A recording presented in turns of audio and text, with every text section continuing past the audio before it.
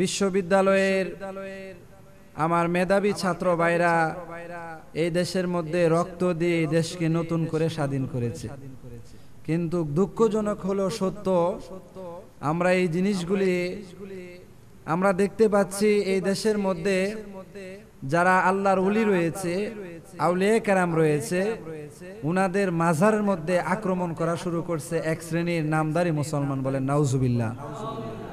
যারা আল্লাহর ওলি হয়েছে, কিন্তু আজকে আল্লাহর ওলিদের মাজারের মধ্যে আক্রমণ হচ্ছে। আমার দৃষ্টিকোণ থেকে আমি বলছি, যদি আপনি আমাকে জিজ্ঞেস করেন যে মাজারে কেন আমরা মাজারের পক্ষে বলি, এজন্যই বলি আমার নবী সাল্লাল্লাহু আলাইহি ওয়াসাল্লাম মাজার শব্দটার অর্থ হচ্ছে জিয়ারতের স্থান, যেখানে মানুষ জিয়ারত করে, জিয়ারতের স্থানকে মাজার বলে। নবী সাল্লাল্লাহু আলাইহি ওয়াসাল্লামের রওজা মুবারকের মধ্যে মানুষ জিয়ারত করে, নবী সাল্লাল্লাহু আলাইহি ওয়াসাল্লামের রওজা আছে, এজন্য আমরা মাজারের পক্ষে বলি। হযরত আবু বকর সিদ্দিকের মাজার শরীফ আছে, এজন্য আমরা মাজারের পক্ষে বলি। যুগের যত সাহাবায়ে কেরাম ছিল তাদের মাজার শরীফ ছিল, এজন্য আমরা মাজারের পক্ষে বলি। যত ইমামগণ ছিল, হাদিসের ইমামগণ ছিল, এই ইমামগণের মাজার শরীফ ছিল। কিন্তু আমরা দুঃখজনক হলো সত্য, আল্লাহর যত ওলিগণ রয়েছে সমস্ত ওলিগণের মাজার রয়েছে, তাবিঈনদের মাজার রয়েছে, তবে তাবিঈনদের মাজার রয়েছে, আব্দুল কদির জিলানির মাজার রয়েছে, খাজা গরিবে নওয়াজ মাইনুদ্দিন চিশতির মাজার রয়েছে। এজন্য আমরা যারা আশিক রাসূল মুমিন, আমরা মাজারের পক্ষে বলি, বলেন আলহামদুলিল্লাহ। আর সিদ্দিক জিজ্ঞেস করলো, ইয়া রাসূলুল্লাহ কি জানি বলতেছিলেন? তখন বলতেছিলাম তোমরা আমার জান্নাতের বিদ্যুতের প্রতিনিধি হবে। তখন বলতেছে, তো আপনি মলিন হয়ে গেলেন, আপনার চেহারা মোবারকটা মলিন হয়ে গেল ইয়া রাসূলুল্লাহ। তখন বলতেছে, আমি এজন্যই আমার চেহারা মোবারক মলিন হয়ে গেল, আমার উম্মতের মধ্যে এক শ্রেণীর মানুষ তোমাদেরকে অনেক কষ্ট দিবে। তখন এই কথা শোনার পরে সিদ্দিক আকবর বিরাট কাহিনী শুনিয়ে দিল, ইয়া রাসূলুল্লাহ কত কষ্টই না করলাম, আমার 13টা দোকান দিয়ে ছিল, এগুলি উৎসর্গ করে দিয়ে দিলাম, আমার জান মাল ইজ্জত সব উৎসর্গ করে দিলাম, তারপরও আপনার উম্মতগণ আমাকে কষ্ট দিবে? তখন আমার নবী সাল্লাল্লাহু আলাইহি সাল্লাম বলে, হ্যাঁ কষ্ট দিবে, তারপরও আমার অনেক উম্মত তোমাদেরকে জানের চেয়ে বেশি ভালোবাসবে। আলহামদুলিল্লাহি রাব্বিল আলামিন, ওয়াসসালাতু ওয়াসসালামু আলা আশরাফিল আমবিয়াই ওয়াল মুরসালিন, ওয়া নাশহাদু আল্লা ইলাহা ইল্লাল্লাহু ওয়াহদাহু লা শারীকা লাহু, ওয়া নাশহাদু আন্না সাইয়্যিদানা ওয়া সানাদানা ওয়া নাবিয়িনা ওয়া হাবিবিনা ওয়া মাওলানা মুহাম্মাদান আবদুহু ওয়া রাসূলুহু আরসালাহু বিল হাক্কি বাশীরাও ওয়া নাযীরা ওয়া দাঈয়ান ইলাল্লাহি বিইذনিহি ওয়া সিরাজাম মুনীরা। ইন্নাল্লাহা ওয়া মালাইকাতাহু ইউসাল্লুনা আলান নাবিয়্যি ইয়া আইয়ুহাল্লাযীনা আমানু সাল্লু আলাইহি ওয়া সাল্লিমু তাসলিমা। আল্লাহুম্মা সাল্লি সাইয়্যিদিনা মাওলানা মুহাম্মাদ ওয়া আলা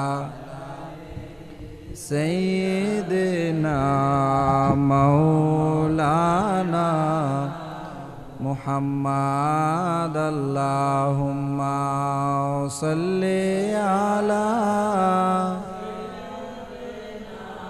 মাওলানা মুহাম্মাদ ওয়া আলা সাইয়্যিদিনা মাওলানা। মদিনাতে নেন গো নবী, ও নবী আপনার গোলাম বানাইয়া, পাপী বলে আমাদেরকে দিও না গো তারাইয়া। আল্লাহুম্মা সাল্লি সাইয়্যিদিনা মাওলানা মুহাম্মাদ ওয়া আলা মাওলানা লা ইলাহা লাহ লা ইলাহা লাহ লা ইলাহা লাহ লা ইলাহা আল্লাহ লা ইলাহা আল্লাহ ছাড়া মাবুদ নাই আমার নবী ছাড়া উপায় নাই বলেন আল্লাহ ছাড়া মাবুদ নাই আমার নবী ছাড়া সেই নবীকে পাইতে হলে সেই নবীকে পাইতে হলে কামেল পীরের দোয়া চাই লা ইলাহা লাহ লা ইলাহা আল্লাহ লা ইলাহা লা ইলাহা ইল্লাল্লাহু মুহাম্মাদুর রাসূলুল্লাহ সাল্লাল্লাহু আলাইহি ওয়াসাল্লাম। সবাই পড়ে আলহামদুলিল্লাহ। আল্লাহ পাক রব্বুল আলামিনের দরবারে শুকরিয়া তান আদায় করতেছি যে মহান আল্লাহ পাক রব্বুল আলামিন আমাকে এবং আপনাদেরকে অত্যন্ত মায়া মহব্বত করে আজকের এই মহতি অনুষ্ঠানে উপস্থিত হওয়ার মতন তৌফিক দিয়েছে। পড়ি আলহামদুলিল্লাহ। দুরূদ ও সালাম হুজুর আকরাম সাল্লাল্লাহু আলাইহি ওয়াসাল্লামার নুরানি কদম মোবারকে আল্লাহ পাক রব্বুল আলামিন কবুল করুক। পড়েন আমিন। আরো মহব্বতে পড়েন আমিন। আজকে কয়েকটি বিষয় নিয়ে অল্প কিছুক্ষণ কথা বলবো। আসলে আমরা যারা আকায়েদ আহলে সুন্নাত ওয়াল জামাত আমরা জানি কুরআনুল কারীমের মধ্যে আল্লাহ পাক রব্বুল আলামিন বলেছে বিসমিল্লাহির রহমানির রহিম আলা ইন্না আউলিয়া আল্লাহি লা খাউফুন আলাইহিম ওয়ালা হুম ইয়াহজানুন। পড়েন সুবহানাল্লাহ। তো আজকে যে বিষয় নিয়ে কথা বলবো সেটি হচ্ছে আমরা দেখেছি এই দেশের মধ্যে আমার বিশ্ববিদ্যালয়ের আমার মেধাবী ছাত্র ভাইরা এই দেশের মধ্যে রক্ত দিয়ে এই দেশকে নতুন করে স্বাধীন করেছে। কিন্তু দুঃখজনক হলো সত্য, আমরা এই জিনিসগুলি আমরা দেখতে পাচ্ছি এই দেশের মধ্যে যারা আল্লাহর ওলি রয়েছে, আউলিয়া কেরাম রয়েছে, উনাদের মাজারের মধ্যে আক্রমণ করা শুরু করছে এক শ্রেণীর নামদারি মুসলমান। বলেন নাউজুবিল্লাহ। তো আমি যদি আপনাদেরকে উদাহরণ স্বরূপ বলি যে এই দেশের মধ্যে ইসলাম প্রতিষ্ঠিত হইতো না যদি আল্লাহর ওলিগণ না আসতো। এই দেশের মধ্যে আল্লাহর ওলিগণ ইসলামকে এই দেশের মধ্যে প্রতিষ্ঠিত করেছে। বড় বারাক্রান্ত হৃদয় নিয়ে বলতে হয়, আমরা দেখতে পাইলাম চট্টগ্রামের হযরতে গারিব শাহ রহমাতুল্লাহি আলাইহির মাজার শরীফের মধ্যে এক শ্রেণীর মানুষ আগুন দিচ্ছে। মনে বড় কষ্ট, মনে বড় দুঃখ। যদি এটা অন্য কোনো ধর্মের মানুষ দিত মনকে বুঝাইতে পারতাম, কিন্তু ভিডিওর মধ্যে আমরা দেখতে পাচ্ছি কি যে এক শ্রেণীর হুজুররা যাদের মাথার মধ্যে টুপি রয়েছে, পাঞ্জাবি পরা, এরকম হুজুররা মাজারের মধ্যে আগুন দিচ্ছে। নাউজুবিল্লাহ। আর জোরে বলেন নাউজুবিল্লাহ। তে যারা এই মাজারের মধ্যে আগুন দিচ্ছে তারা কারা? এবার আসেন আমরা দেখি আল্লাহ রাব্বুল আলামিন কুরআনুল কারীমের মধ্যে কি বলেছে। আল্লাহ রাব্বুল আলামিন বলছে আলা সাবধান, ইন্না নিশ্চয়, আউলিয়া আল্লাহি লা খাউফুন আলাইহিম ওয়ালা হুম ইয়াহজানুন, অবশ্যই সাবধান, নিশ্চয় তাদের কোনো ভয় নাই, তাদের কোনো চিন্তা নাই। তারা কারা? যারা আল্লাহর ওলি হয়েছে। কিন্তু আজকে আল্লাহর ওলিদের মাজারের মধ্যে আক্রমণ হচ্ছে। আমার দৃষ্টিকোণ থেকে আমি বলছি, যদি আপনি আমাকে জিজ্ঞেস করেন যে মাজারে কেন আমরা মাজারের পক্ষে বলি, এজন্যই বলি আমার নবী সাল্লাল্লাহু আলাইহি ওয়াসাল্লাম মাজার শব্দটার অর্থ হচ্ছে জিয়ারতের স্থান। যেখানে মানুষ জিয়ারত করে, জিয়ারতের স্থানকে মাজার বলে। নবী সাল্লাল্লাহু আলাইহি সাল্লামের রওজা মুবারকের মধ্যে মানুষ জিয়ারত করে, নবী সাল্লাল্লাহু আলাইহি সাল্লামের রওজা আছে, এজন্য আমরা মাজারের পক্ষে বলি। হযরত আবু বকর সিদ্দিকের মাজার শরীফ আছে, এজন্য আমরা মাজারের পক্ষে বলি। যুগের যত সাহাবায়ে কেরাম ছিল তাদের মাজার শরীফ ছিল, এজন্য আমরা মাজারের পক্ষে বলি। যত ইমামগণ ছিল, হাদিসের ইমামগণ ছিল, এই ইমামগণের মাজার শরীফ ছিল। কিন্তু আমরা, দুঃখজনক হলো সত্য, আল্লাহর যত ওলিগণ রয়েছে সমস্ত ওলিগণের মাজার রয়েছে, তাবিঈনদের মাজার রয়েছে, তবে তাবিঈনদের মাজার রয়েছে, আব্দুল কাদের জিলানীর মাজার রয়েছে, খাজা গরিবে নওয়াজ মাইনুদ্দিন চিশতির মাজার রয়েছে। এজন্য আমরা যারা আশিকে রাসূল মুমিন, আমরা মাজারের পক্ষে বলি, বলেন আলহামদুলিল্লাহ। আর তারা যারা মাজার মানে না, যারা মাজার ভাঙতে চায়, তারা কারা? যদি আমরা একটু আমাদের ইমানের নজরে যদি দেখি তারা কারা, তারা হচ্ছে ওই শ্রেণীর লোক। কারণ আমরা বিশ্লেষণ করে পাইলাম নমরুদের মাজার নাই, ফেরাউনের মাজার নাই, আবু জাহেল আবু লাহাবের মাজার নাই।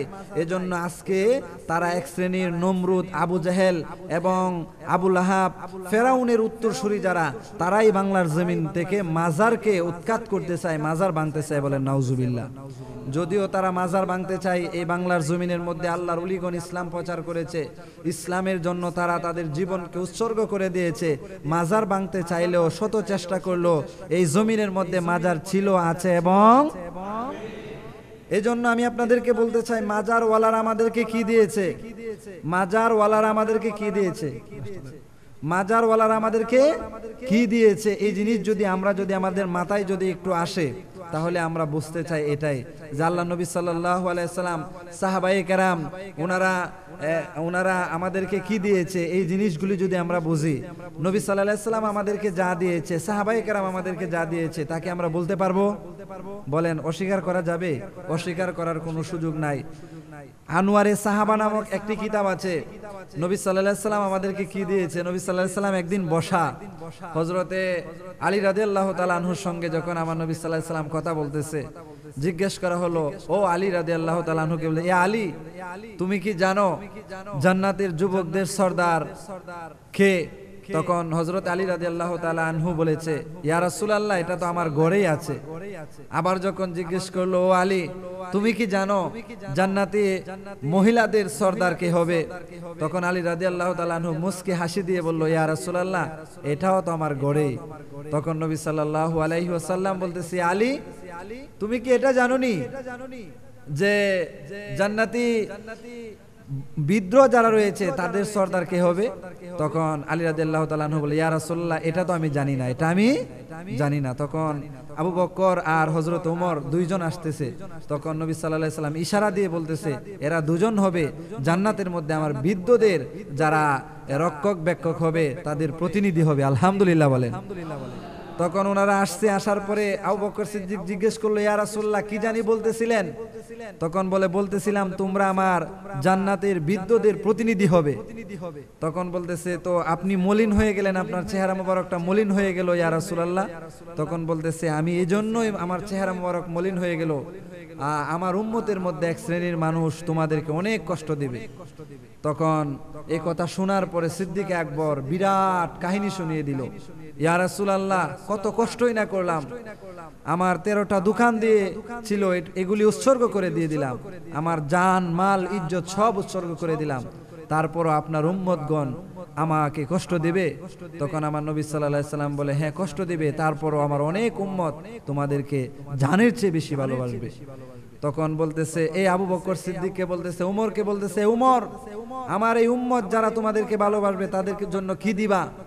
তখন বলতেছে, ইয়া রাসূলুল্লাহ, আমার ইবাদত বন্দেগীর মধ্যে যা রয়েছে আমি 4 ভাগের 1 ভাগ আপনি নবীর উম্মতকে দিয়ে দিব। বলেন সুবহানাল্লাহ। হযরত আবু বকর সিদ্দিককে বলছে, তুমি কি দিবা? হযরত আবু বকর সিদ্দিক বলছে, 4 ভাগের 1 ভাগ দিয়ে দিব। শুনেন, 4 ভাগের 1 ভাগ আমাদেরকে কতটুক দিয়েছে? ওলিগণ, সাহাবায়ে কেরাম, নবী সাল্লাল্লাহু আলাইহি সাল্লাম আমাদেরকে কি দিয়েছে? একদিন চাঁদনি রাতের মধ্যে, চাঁদনি রাত, আম্মা জান আয়েশাকে নিয়ে আমার নবী সাল্লাল্লাহু আলাইহি সাল্লাম উনি হাঁটতেছে, তখন আম্মা জান আয়েশা আকাশের তারকার দিকে তাকিয়ে বলতেছে, ইয়া রাসূলুল্লাহ, আকাশের তারকা পরিমাণ কি কারো কোনো নেক আছে? তখন আম্মা জান আয়েশা সিদ্দিকা বলতেছে, আছে একজনের। তখন বলছে, উনি কে? বলতেছে, উনি উমর। সুবহানাল্লাহ। তখন আম্মা জানের মুখটা একটু মলিন হয়ে গেল। নবী সাল্লাল্লাহু আলাইহি সাল্লাম জিজ্ঞেস করে, মুখ মলিন হইল কেন? তোমার বাবার নাম বলি না এজন্য? তখন আম্মা জান বলে, হ্যাঁ। তখন বলতেছে, শোনো, তোমার বাবা এমন একজন ব্যক্তি, আফদালুন নাস বাদাল আম্বিয়া, খালিফাতুল মুসলিমিন, আমিরুল মুমিনিন। তোমার বাবার এক রাত্রের সামান্য ইবাদত বন্দিগি যদি এক পাল্লার মধ্যে রাখা হয়, আর আমার তামাম উম্মতের ইবাদত বন্দিগি যদি এক পাল্লায় রাখা হয়, তোমার বাবার ইবাদতের পাল্লাটা, এই নেকির পাল্লাটা আল্লাহর কাছে, আমি নবীর কাছে বাড়ি হয়ে যাবে। আলহামদুলিল্লাহ বলেন। তাহলে এই পরিমাণ ইবাদত আমাদেরকে দিয়ে গিয়েছে। আসেন আমরা এখন বর্তমান বিজ্ঞান কি বলে, বিজ্ঞান দিয়ে আমি আপনাদেরকে বুঝাই আবু বকর সিদ্দিক এবং উমর কি আমাদেরকে দিয়েছে। বর্তমান বিজ্ঞান বলতেছে কি জানেন? পৃথিবীর জমিনের মধ্যে 750 কোটি মানুষ আছে। এই 750 কোটি মানুষ যদি গণনা করতে শুরু করে তারকাগুলি, 200 কোটি বছর লাগবে গুনতে। আলহামদুলিল্লাহ বলে। তাহলে হযরত উমর যেগুলি আমাদেরকে দিয়েছে, 4 আনা যদি দেয়, যে ইবাদত আমাদেরকে উমর রাদিয়াল্লাহু তাআলা আনহু আমাদের মহব্বতের জন্য দিয়েছে, সেগুলি গুনতে 750 কোটি মানুষ যদি গণনা শুরু করে, 50 কোটি বছর লাগবে শুধু উমর যা দিয়েছে। আলহামদুলিল্লাহ। আর আবু বকর সিদ্দিকেরটা তো তার ডাবল হবে। তাহলে আমরা বুঝলাম যে 150 বছর লাগবে। 150 বছর লাগবে কি 750 কোটি মানুষের গুনতে, যা আমাদেরকে 2 জন শুধু দিয়েছে। আলহামদুলিল্লাহ বলে। এরপরে আমার সাহাবায়ে কেরাম রয়েছে, ওলিগণ রয়েছে। আজকে যে সমস্ত মুনাফিকরা, নাফরমানরা মাজার ভাঙতে চায়, তোমরা ওই তাদের দিকে তাকাও। ফেরাউন, নমরুদ, আবু জাহেল তারা ছিল কিন্তু আজকে নাই, তারা ধ্বংস হয়ে গেছে। কেন? তারা নবী সাল্লাল্লাহু আলাইহি সাল্লামের সঙ্গে বেয়াদবি করেছে, তারা আউলিয়া কেরামের সঙ্গে বেয়াদবি করেছে। যুগে যুগে কালে কালে যারা নবীর সঙ্গে, আউলিয়া কেরামের সঙ্গে, সাহাবায়ে কেরামের সঙ্গে, নবীর আহলে বায়াতের সঙ্গে যারা জিহাদ করেছে, যুদ্ধ করেছে, তারা এই জমিনের মধ্যে টিকে থাকতে পারে নাই। কিন্তু এই জিনিস আমাদেরকে বাজান খেয়াল রাখতে হবে। আজকে এক শ্রেণীর মানুষ, হুজুররা যখন মাজার ভাঙতেছে, এই মৌলবাদীরা যারা ইসলামের সাইনবোর্ড লাগিয়ে যখন মাজার ভাঙতেছে, তখন আমরা যখন কথা বলি, তখন আমাদের সমাজের অনেক হুজুররা চুপ আছে। তাদেরকে যদি জিজ্ঞেস করেন কোনো কিছু বলেন না কেন, এমনি দেখা যায় কত হুজুররা কত রঙের ভিডিও দেয়, কত রং তামাশা করে, কিন্তু আমার আহলে সুন্নাত ওয়াল জামাতের অনেক হুজুররা চুপ আছে। আমি তাদেরকে বলবো, হকের পক্ষে থাকতে হবে। ইমাম হুসাইন যেমনি ভাবে 72 জন হয়ে 22,000-এর বিরুদ্ধে লড়েছে, আপনি মনে করতেছেন যে তাদের সংখ্যা বেশি, জামাত তাদের ক্ষমতা হয়ে গেছে, এখন মাজার বাংলাও কোনো কিছু বলা যাবে না, আপনার ঈমান দুর্বল। আমরা এটা বলতে চাই, হকের আওয়াজ যদি আপনি না তুলতে পারেন, মিম্বরে বসে, মসজিদে বসে, সুন্নি ইমাম হয়ে যদি মাজার যারা ভাঙে তাদের বিরুদ্ধে যদি আমরা যদি বলতে না পারি, এমন চাকরি করার চেয়ে, এমন ইমামতি করার চেয়ে রিক্সা চালিয়ে খাওয়া অনেক উত্তম। ঠিক কিনা বলেন? আমি তাদেরকে বলতে চাই, আওয়াজ তুলুন, হকের আওয়াজ। সুন্নিয়তের জন্য নির্ভয়ভাবে আমাদেরকে কাজ করতে হবে। হুমকি আসবে, ধমকি আসবে। ইমাম হুসাইন শাহাদাত মুবারক, ওনার কল্লা মুবারক, ওনার শির মুবারক দিয়েছে। শহীদ নুরুল ইসলাম ফারুকীকে তারা হত্যা করেছে, কতল করেছে, শাহাদাত বরণ করেছে উনি। তারপর হক থেকে ওনারা কখনো পিছপা হয়? এজন্য বাজান, আমরা যারা উপস্থিত হয়েছি, আমরা এই জিনিস আমাদেরকে খেয়াল রাখতে হবে। কাল হাসরের ময়দানে যখন আপনি আমি উঠব, তখন এই দুনিয়ার যারা শায়েক আছে তাদেরকে আপনি হারিকেল দিয়েও খুঁজে পাবেন না। যখন আপনাকে কাল হাসরের ময়দানের মধ্যে তোলা হবে, তখন একজন নবী আছে, যিনি মদিনার রওজার মধ্যে শুয়ে শুয়ে যিনি কাঁদে, যিনি আমার জন্য কাঁদে, আপনার জন্য কাঁদে, ওই নবী সাল্লাল্লাহু আলাইহি ওয়াসাল্লাম, আপনি আমি আমাদের জন্য, নাজাতের জন্য সব সময় উনি কাঁদে। বলেন সুবহানাল্লাহ। তাহলে এই জিনিস যদি আমরা খেয়াল করি, আমরা যদি বুঝি, আমরা তাহলে অল্প কথাই আমাদের নাজাতের জন্য কি যথেষ্ট। অল্প কথা নাজাতের জন্য যথেষ্ট। তাহলে আমরা কি বুঝলাম? যে অলিগণ যারা আল্লাহর অলি, তাদের মাজার শরীফ যারা ভাঙ্গে, তারা অবশ্যই আবু জাহেল, নমরুদ, ফেরাউন এবং যারা দুশ্মন রয়েছে তাদের বন্ধু, ঠিক কিনা বলেন? আর আমরা যারা মাজারের পক্ষে বলি, এই বাংলার জমিনের মধ্যে অনেক বেঈমানরা নাফরমানরা বলতেছে বাংলার জমিন থেকে নাকি সকল মাজারগুলি ভেঙে দেওয়া হবে, বলেন নাউজুবিল্লাহ। কারু সিলাই সিন্নি কাইলা মোল্লা সিল্লা না। এই দেশের মধ্যে ইসলাম প্রচার করেছে আল্লাহর ওলিগণ, এখন তাদের মাজার ভাঙা শুরু করে দিয়েছ।